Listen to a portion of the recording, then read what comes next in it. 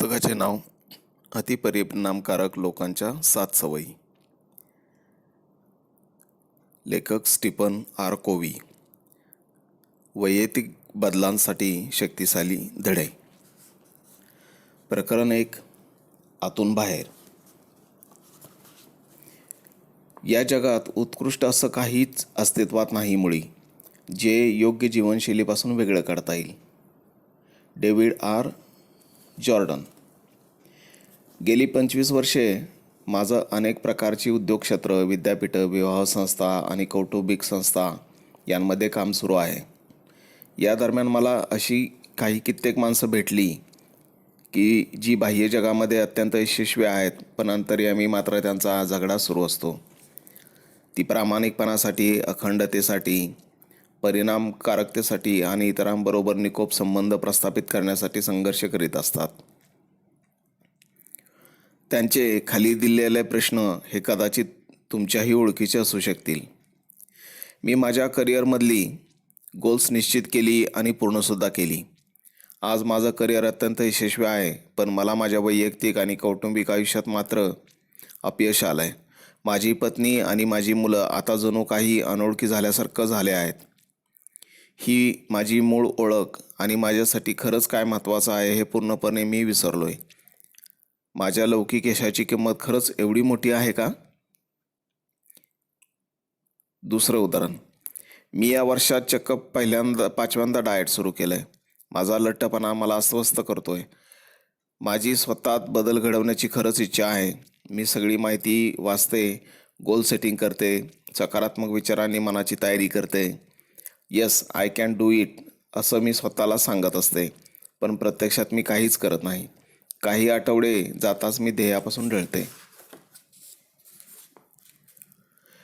मी management या विषयातलं प्रशिक्षण घेण्यासाठी कित्येक कोर्सेस केलेत.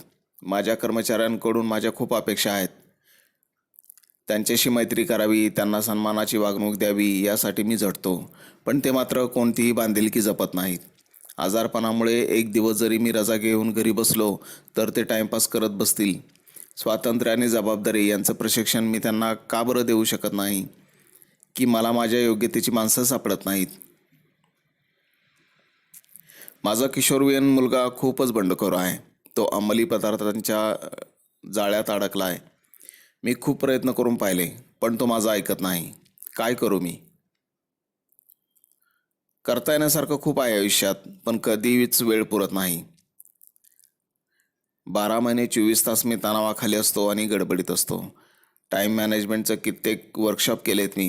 अर्धा डझन नियोजन पद्धतीसुद्धा वापरून पाहिल्या आहेत. अर्थात त्याने थोडीफार मदत झाली, पण हवं तसं आनंदी, उत्पादक, शांत आयुष्य मी जगत आहे असं मला मुळीच वाटत नाही. मला मुलांना श्रम प्रतिष्ठा शिकवायची आहे, पण त्यांच्याकडून काही करून घेण्यासाठी सतत लक्ष ठेवत बसावं लागतं. पावलागणिक नुसत्या तक्रारी सहन कराव्या लागतात. असं वाटतं की त्यापेक्षा स्वतः ते काम करून टाकणं खूपच सोपं. ही मुलं आपलं काम आनंदात आणि कुणी तगादा न लावता करू शकत नाहीत. मी खूपच व्यग्र आहे, अतिव्यग्र. पण ज्या कामात मी इतकी व्यग्र आहे ते दीर्घकालीन फरक घडवून आणेल का? माझं आयुष्य अर्थपूर्ण व्हावं असं खरंच मला वाटतं. मी या पृथ्वीवर आहे त्यामुळे इथे काहीतरी फरक पाडावा असं मला वाटतं. मित्र, नातेवाईक यापैकी कोणाला यश मिळालं, पारितोषिक लाभतं तेव्हा मी वरकरणी आनंदी असल्याचं दाखवतो. हसून उत्साहानं त्याचं अभिनंदनही करतो. पण माझं मन मात्र कुरतडत राहतं. असं का घडतं माझ्यासोबत? माझं व्यक्तिमत्व बलशाली आहे. प्रत्येक संकटात मला हवं तसं मी काम करू शकतो हे मला माहीत आहे. कितीतरी वेळा मला हवं असलेलं उत्तर इतरांकडून यावं एवढा प्रभाव देखील मी पाडू शकतो. मी प्रत्येक परिस्थितीचा अगदी सखोल विचार करू शकतो आणि मला खरंच असं वाटतं की मला सुचणाऱ्या कल्पना सर्वांसाठी उत्कृष्ट आणि लाभदायक असतात. पण हो, मी आतून अस्वस्थ असतो. माझ्याबद्दल आणि माझ्या कल्पनांबद्दल लोक काय म्हणत असतील असं मला सारखं वाटत राहतं. माझं वैयक्तिक आयुष्य फारच सपक झालं आहे. आमच्यासारखी भांडणं होत नसली तरी परस्परांबद्दलचं प्रेम मात्र आटलं आहे. आम्ही काउन्सिलरकडे जाऊन आलो. आम्ही अनेक उपाय करून पाहिले, पण एकमेकांविषयी ओढ जागृत होण्यासाठी आम्ही काय करावं? अतिशय खोल आणि वेदनादायी प्रश्न आहेत हे. केवळ वरवरच्या उपायाने हे प्रश्न सुटू शकत नाहीत. माझी पत्नी सँड्रा आणि मी काही वर्षापूर्वी अशाच एका चिंतेशी संघर्ष करत होतो. आमचा मुलगा अभ्यासात फारच कच्चा होता. परीक्षेत काय विचारलं आहे हेच त्याला कळायचं नाही. मग प्रश्न चांगल्या रीतीनं सोडवणं लांबच राहिलं. सामाजिकदृष्ट्याही तो असमंजस होता. तो नेहमी लाज आणायचा. तो सडपातळ आणि वेंदळा होता. बेसबॉलचा बॉल टाकण्यापूर्वी बॅट फिरवायचा. बाकीचे लोक त्याला हसायचे. त्याला मदत करण्याची इच्छेने सँड्रा आणि मी अक्षरशः झपाटलेलो होतो. आम्ही त्याच्याबद्दलच्या आमच्या भावना आणि वागणूक यावर मेहनत घेतली. त्याच्या भावना आणि वागणूक यात सकारात्मक बदल घडवण्याचाही आम्ही प्रयत्न केला. त्याचे मनोबल वाढवण्याचा प्रयत्न केला. Better you can do it. आम्हाला माहीत आहे तुला जमेल. बॅट थोडी वरती पकड आणि चेंडूवर नजर ठेव. चेंडू जवळ आल्यावरच बॅट फिरव. त्याच्याकडून थोडीशी चांगली कृती घडताच आम्ही त्याचं तोंड भरून कौतुक करायचो. वा बेटा, कीप इट अप. इतर लोक हसायचे तेव्हा आम्ही त्यांना समजावून सांगायचो, सोडा त्याला, का बरं त्याच्या मागे लागता, अजून तो शिकतोय ना. त्यावेळी आमचा मुलगा रडायचा आणि मला हे जमणारच नाही असं बोलायचा. तसंही त्याला बेसबॉल आवडतच नव्हतं. आमचे सर्व प्रयत्न व्यर्थ ठरत होते. आम्ही चिंतातूर झालो होतो. ह्या सगळ्याचा मुलाच्या आत्मसन्मानावर होणारा परिणाम आम्हाला स्पष्ट दिसत होता. प्रोत्साहन देण्याचा, मदत करण्याचा, सकारात्मक राहण्याचा आम्ही प्रयत्न करीतच होतो. पण पुन्हा पुन्हा अपयश आल्यानंतर आम्हीही जरा मागे हटलो आणि एका निराळ्या पातळीवरून या प्रश्नाकडे पाहण्याचा प्रयत्न करू लागलो. याचवेळी देशभरातील माझ्या ग्राहकांबरोबर नेतृत्व विकसनाच्या कामामध्ये मी गुंतलो होतो. याचाच एक भाग म्हणून IBMच्या व्यवस्थापक विकास कार्यक्रमातील सहभागासाठी संवाद आणि समज यावरचे 2 महिन्याचे कार्यक्रम मी तयार करत होतो. मी जसं संशोधन करू लागलो व प्रेझेंटेशन्स तयार करू लागलो तसं मला समज कसे बनतात, आपल्या बुद्धी दृष्टिकोनावर त्याचा कसा परिणाम होतो आणि आपल्या दृष्टिकोनाचा आपल्या वर्तणुकीवर काय परिणाम होतो यामध्ये अधिक रस निर्माण होऊ लागला. यातूनच माझ्या अभ्यासाला सुरुवात झाली. आपल्या समजांची मुळं किती खोलवर गेली आहेत याच्या अभ्यासाला सुरुवात झाली. त्यातून मी शिकलो की आपण ज्या भिंगातून जगाकडे पाहतो त्या भिंगाकडेही पाहायलाच हवं आणि जगाकडेही पाहायला हवं. जसा आपल्या भिंगाचा आकार तसा त्यातून दिसणाऱ्या जगाचा आकार. मी सँड्राशी चर्चा केली. आमच्या असं लक्षात आलं की आम्ही आमच्या मुलाला मदत करण्यासाठी जे काही करत होतो तो आम्हाला जसा दिसतो त्याच्याशी सुसंगत नव्हतं. आम्ही जेव्हा प्रामाणिकपणे आमच्या अगदी खोलवरच्या भावना तपासून पाहिल्या तेव्हा आमचं लक्षात आलं की तो मुळातच अक्षम, थोडासा मागं पडलेला आहे, अशी पालक म्हणून आमची ठाम समजूत आहे. आम्ही बाहेरून किती मेहनत घेतली तरी आमचे सर्व प्रयत्न व्यर्थ ठरत होते. कारण आमचं वागणं, बोलणं काहीही असलं तरी आम्ही त्याच्यापर्यंत हे पोचवत होतो की तू असमर्थ आहेस, तुझं आम्ही संरक्षण करायला हवं. परिस्थिती बदलण्याची इच्छा असेल तर प्रथम आपण स्वतःला बदललं पाहिजे हे आम्हाला कळू लागलं. स्वतःत बदल घडवण्यासाठी आधी आम्हाला आमचे समज बदलावे लागतील. व्यक्तिमत्व आणि चारित्र्यावर आधारित नीतिमूल्ये. 1776 पासून युनायटेड स्टेट्समध्ये प्रकाशित झालेल्या यशविषयक साहित्याच्या सखोल अभ्यासात मी अकंठ बुडालो होतो. स्वयंसुधारणा, लोकप्रिय मानसशास्त्रज्ञ, सेल्फ हेल्प अशा विषयांवरील अक्षरशः शेकडो पुस्तकं, लेख आणि निबंध मी वाचत चालत होतो. मुक्त आणि स्वतंत्र लोक यशस्वी जीवनाची गुरुकिल्ली कशाला म्हणतात याचं सारच जणू माझ्या मुठीत होतं. माझ्या अभ्यासामुळे मी यशविषयक साहित्याचा गेल्या 200 वर्षाचा धांडोळा घेत असताना त्या साहित्यातील सार किंवा अर्थाच्या दृष्टीने एक फार चमत्कारिक आकृतीबंध माझ्या लक्षात आला. आमच्या स्वतःच्या दुःखामुळे आणि मी इतक्या वर्षात ज्यांच्याबरोबर काम केलं त्यांचं आयुष्य, त्यांचे नातेसंबंध यांच्यात जी पीडा मी पाहिली होती त्यामुळे माझी हळूहळू खात्री होत चालली होती की गेल्या 50 वर्षातील यशविषयक साहित्य हा केवळ बुडबुडा आहे. अशा साहित्यामुळे माणसाला आपलं दुखणं तात्पुरतं कमी झाल्यासारखं वाटतं, पण मूळ रोगावर मुळापासून उपचार झालेला नसतो. त्यामुळे रोग सारखा डोकेवर काढतच राहतो. याच्या अगदी विरुद्ध पहिल्या 150 वर्षातील साहित्याचा भर आहे तो यशाचा पाया म्हणजे चारित्र्य, नीतिमत्ता हे सांगण्याचा. प्रामाणिकपणा, मानवता, निष्ठा, संयम, धैर्य, न्याय, विवेक, दीर्घोदित्व, साधेपणा, नम्रता असे गुण आणि सुवर्ण नियम बेंजामिन फ्रँकलिनचे आत्मचरित्र हा याचा प्रतिबंधक नमुना ठरावा.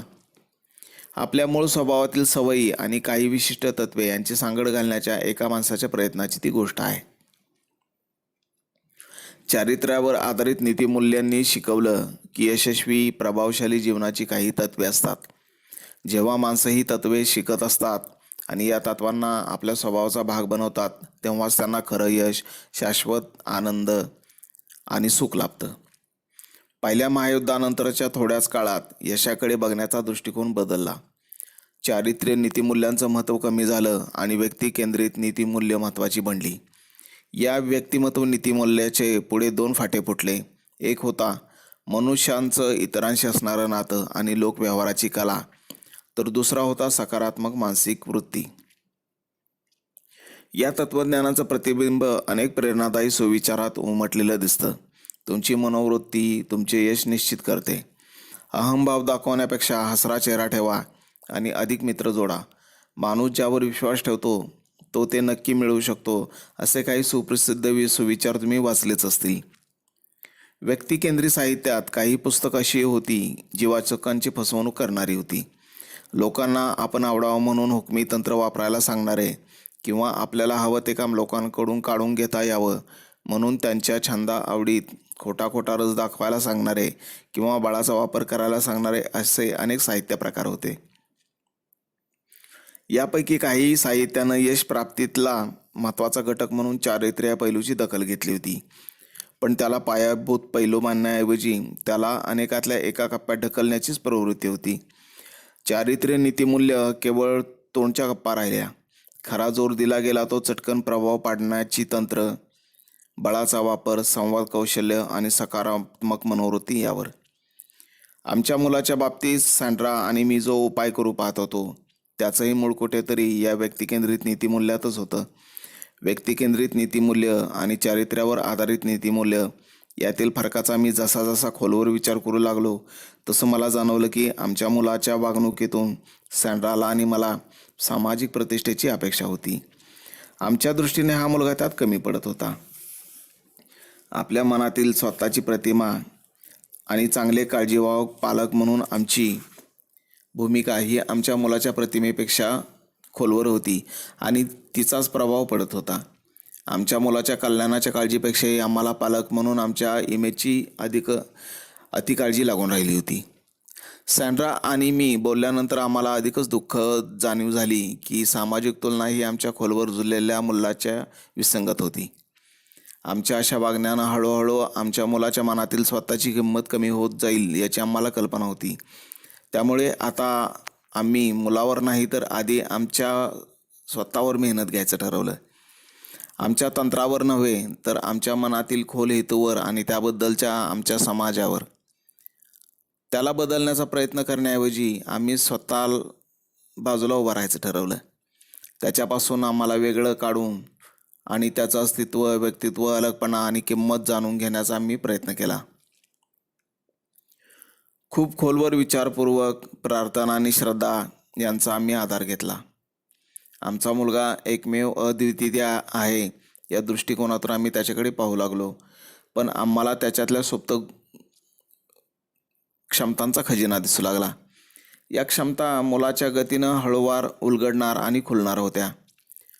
मुलाच्या वाटेतून थोडं बाजूला व्हायचं आणि त्याचं स्वतःचं व्यक्तिमत्व उमलू द्यायचं असं आम्ही ठरवलं. त्याला केवळ पाठिंबा द्यावा, त्याच्यासोबत आनंदी राहावं आणि त्याला सन्मान द्यावा ही आमची नैसर्गिक भूमिका आम्हाला जाणवली. मग आम्ही आमच्या हेतूंवरही जाणीवपूर्वक काम केलं. परिणामी आम्हाला आंतरिक सुरक्षेची भावना जाणवली, जेणेकरून आमच्या मनातलं समीकरणच बदललं. आमचा मुलगा समाजाच्या व्याख्येनुसार वागला तर तो सामान्य हे सूत्रच आम्ही बाजूला ठेवलं. आमच्या मुलाबद्दलची जुनी समजूत आम्ही सोडून दिली. आता आम्ही मूल्याधिष्ठित हेतू विकसित केले. मग नवीन भावनांचा जन्म होऊ लागला. त्याची इतरांशी तुलना करणं बंद झालं. त्याला बरोबर चूक अशी लेबल्स लावणंही आम्ही बंद केलं. याऐवजी आम्हाला आता त्याच्या सहवासात मजा येऊ लागली. थोडक्यात आमच्या मुलानं अमुक प्रकारे वागायला हवं हा आमचा दृष्टिकोन दूषित होता, तो आम्ही बाजूला ठेवला. सामाजिक अपेक्षांच्या तुलनेनं त्याला झोकणं हे आम्ही बंद केलं.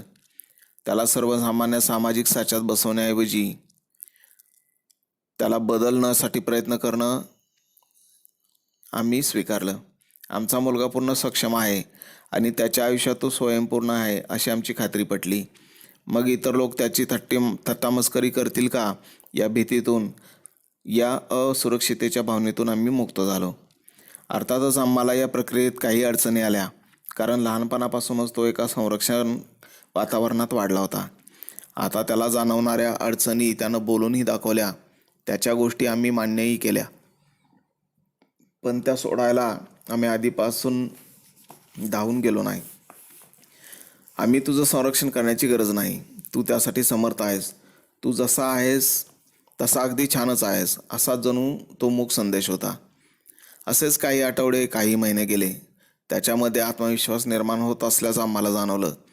त्याच्या व्यक्तिमत्वात एक ठामपणा आला होता. तो स्वतःच्या गतीनं खुलू लागला. आता तर समाजाच्या निकषावरही तो उत्कृष्ट ठरू लागला.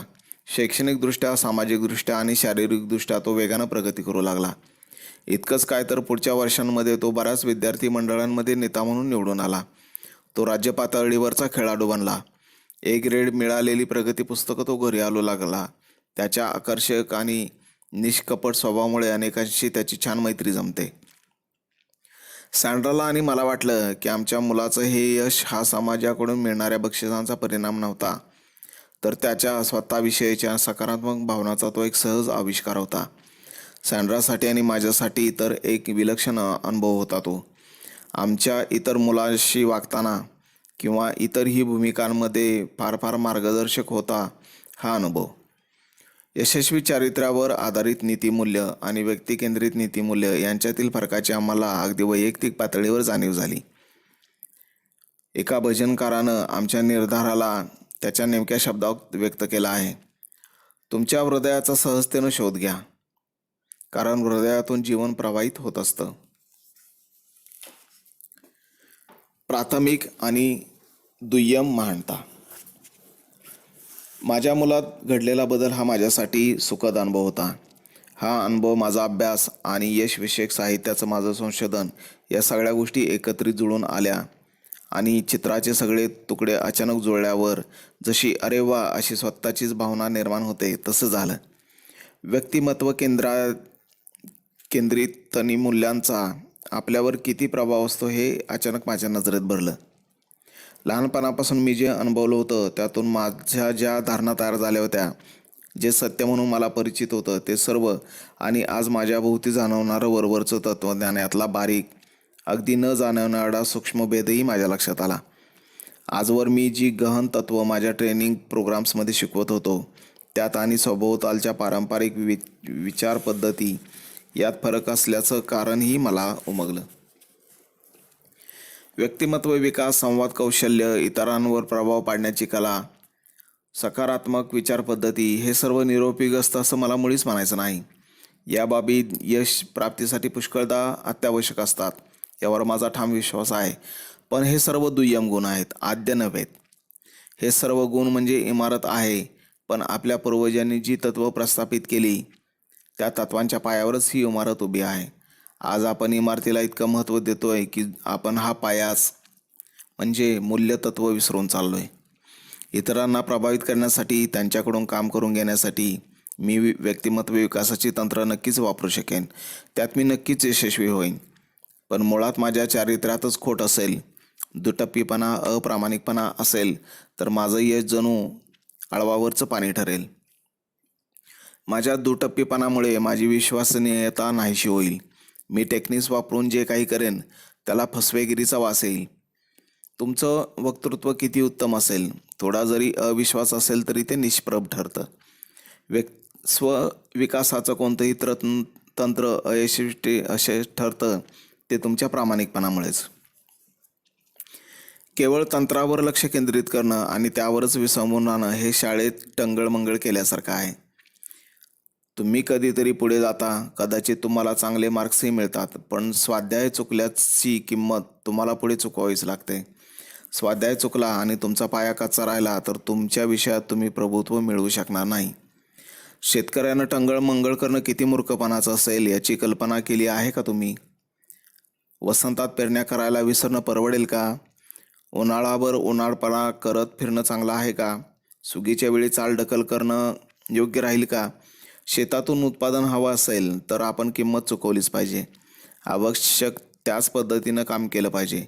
जे पेराल ते चुकवेल, कारण शॉर्टकट मुळीच कामाचा नसतो. मानवी नातेसंबंधातही हाच मुद्दा खरा ठरतो. तुम्ही तंत्रज्ञानाचा वापर करून केवळ मारून न्यायला शिकलात तर तुम्हाला तात्पुरता यश मिळेलही. अल्पकालीन मानवी संबंधामध्ये तुम्ही ही खेळी वापरून तंत्राच्या किंवा व्यक्तिमत्व विकासाच्या नीतिमूल्याचा वापर करून पुढे जाऊ शकता. तुमचा रुबाब, कौशल्य वापरून किंवा इतरांच्या छंदामध्ये फारस असल्याचं नाटक करून तुमची छाप पाडू शकता. वेळ मारून नेण्यासाठी तुम्ही ही झटपट आणि सोपी तंत्रे उचलून ही परिणाम दाखवू शकता. पण दीर्घकालीन संबंधामध्ये या केवळ दुय्यम गुणांना मूल्य नाही. जर खोलवर प्रामाणिकपणा नसेल किंवा मुळातच चारित्र्य बळकट नसेल तर आयुष्यातील आव्हानांमुळे तुमचा खरा चेहरा लोकांसमोर उघडा पडतो. मग मानवी नातेसंबंधातील अपयश तुम्हाला सतत पचवावं लागेल. जे केवळ वरवरच्या दिखाव्यानं यश मिळवतात अशा बऱ्याच लोकांच्या चारित्र्याचा पाया कमकुवत असतो. आज ना उद्या त्यांच्या प्रत्येक दीर्घकालीन नातेसंबंधात तुम्हाला कटुता दिसेल. मग ती व्यावसायिक जोडीदार असो, जीवनसाथी असो, मित्र असो की स्वतःचं अस्तित्व शोधणारं टीन एज अपत्य असो, सगळीकडे उठून दिसतं ते चारित्र्य. इमर्सनच्या शब्दात सांगायचं झालं तर तुम्ही काय आहात हे इतर लोकच मला इतक्यांदा आणि इतक्या स्पष्टपणे सांगत असतात की तुम्ही काय बोलता हे मला ऐकूच येत नाही. काही वेळा लोकांचं चारित्र्य उत्तम असतं पण त्यांच्याकडे संवाद कौशल्याचा अभाव असतो. अर्थात त्यामुळेही नातेसंबंधावर परिणाम होतो. लक्षात घ्या, आपण काय बोलतो किंवा करतो त्यापेक्षा आपण आतून काय आहोत हे फार स्पष्टपणे इतरांपर्यंत पोचतं. आपल्या सर्वांना हे माहीत आहे. काही लोकांवर आपण विसंबून राहू शकतो कारण आपल्याला त्यांचं चारित्र्य माहीत असतं. ते खूप बोलतात की नाही, नातेसंबंध तंत्र त्यांना अवगत असतात किंवा नसतात, पण आपण त्यांच्यावर अवलंबून राहू शकतो आणि त्यांच्याबरोबर यशस्वीपणे काम करू शकतो. विल्यम जॉर्ज जॉर्डन म्हणतो, प्रत्येक माणसाकडे एक अद्भुत शक्ती आहे, ती म्हणजे त्याचं खरेखुरं अस्तित्व. माणूस वरवर काय बोलतो, किती ढोंगीपणानं वागतो यामुळे त्याचं खरं रूप मुळीच लपत नाही. वास्तवात तेच व्यक्त होतं जो माणसाचा खरा स्वभाव असतो.